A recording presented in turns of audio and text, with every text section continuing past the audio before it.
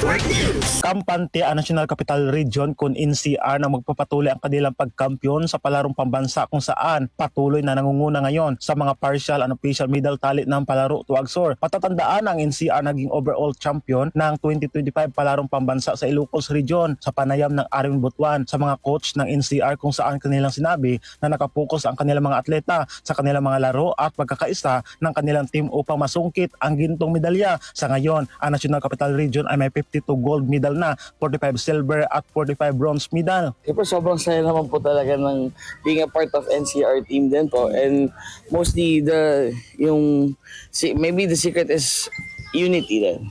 Para lang ma-hold lang namin ma-defend namin yung gold, being gold medalist din. Okay. Habang lubos naman nagpapasalamat ang mga delegado ng National Capital Region sa kaayusan at komportableng billeting quarters ng Agusan del Sur.